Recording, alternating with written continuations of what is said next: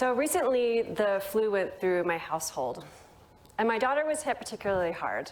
She had a high fever, very lethargic, no appetite. And I think we can all relate to this feeling of watching our loved ones suffer in this way. But from my own work, I know that the symptoms that she was experiencing are actually beneficial. The sickness symptoms have evolved to help us fight off pathogens and ultimately get over the flu or whatever sickness we have. We're not alone. Over 40 million people in the United States come down with the flu every single year. And beyond these common bacterial or viral infections, there are dozens of conditions that are characterized by overactive or dysregulated immune activity. These include things like chronic inflammation, cancer, autoimmune disorders, neurodegenerative diseases, and even some mental health disorders, all of which can elicit a subset of sickness symptoms, which, in the acute phase may be important, but in the chronic phase are actually maladaptive or detrimental to our health. But until we have a better understanding of how these sickness symptoms arise, we have no chance of finding new treatment options. My name is Jessica Osterhout. I'm an assistant professor here at the University of Utah, and my lab studies the neurobiology of sickness. I got my start at the University of California, San Diego with Dr. Andrew Huberman. Yes, it's the guy from the podcast. I was one of his first students before he moved on to Stanford. And in Andy's lab, I studied the development of our visual systems. And while I still love this topic of developmental neurobiology, I wanted to understand better how the brain worked, how the brain functioned. And so I went on to work with Catherine Dulac at Harvard University. And in Catherine's lab, I identified a set of neurons in our brains that can directly detect immune signals. And when they're activated, elicit a subset of sickness symptoms, including the generation of fever. And this work is the springboard for my lab now at the University of Utah, where I started in 2022. And the main question that drives our work is, why do we feel sick during an infection? I keep using this term sickness, and what I mean by that is the behavioral and physiological consequences of infection. And that includes things like fever, loss of appetite, fatigue, changes in pain sensitivity, changes in thirst, social interactions, and others. And it's common to think that these symptoms are just a byproduct of your immune response, but in fact, they're actually a sophisticated change in motivation geared towards fighting pathogens, decreasing further exposure, and ultimately increasing our survival. And while the immune system is doing a lot of work to identify and remove those pathogens, the symptoms you experience are actually controlled by your brain. However, the communication between the immune system and the brain has been vastly understudied. So the goal of my lab is to bring together neuroscience and immunology to address these three fundamental questions.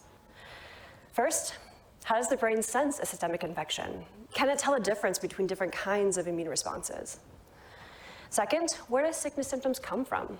Which neurons are important for this, and how are they eliciting different symptoms?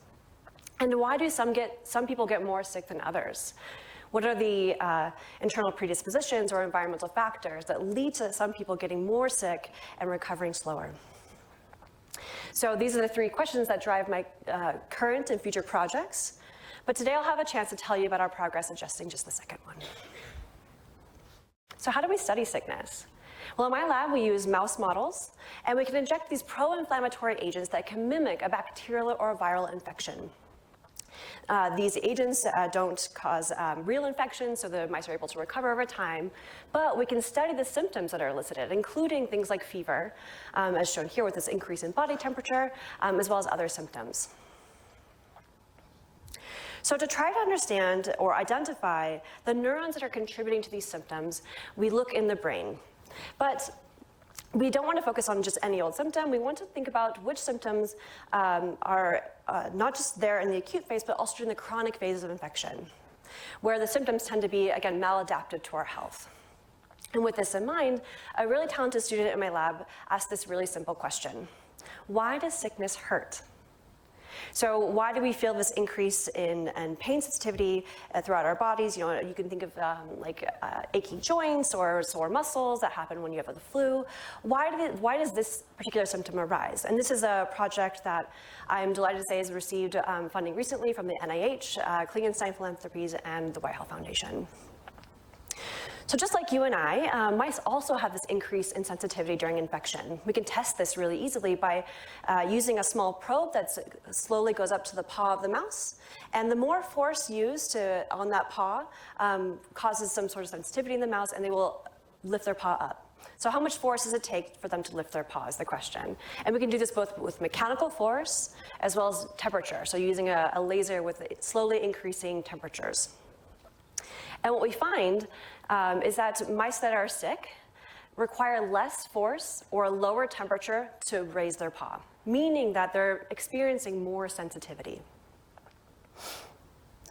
So which part of the brain controls this hypersensitivity during infection? Now, there are decades of research already that have, with the goal of trying to understand the origin of pain. And these studies have utilized models, including neuropathic pain, injury, postoperative pain, all of which sensitize your peripheral nervous system. However, sickness is a little bit different.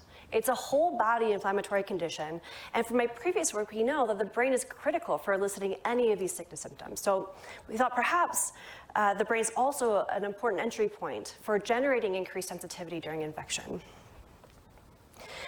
And so, again, there's a beautiful amount of literature showing the areas of the brain that are important for pain processing. So don't worry about the names of any of these areas, just know that we look through all of them to see if any of them are activated by sickness.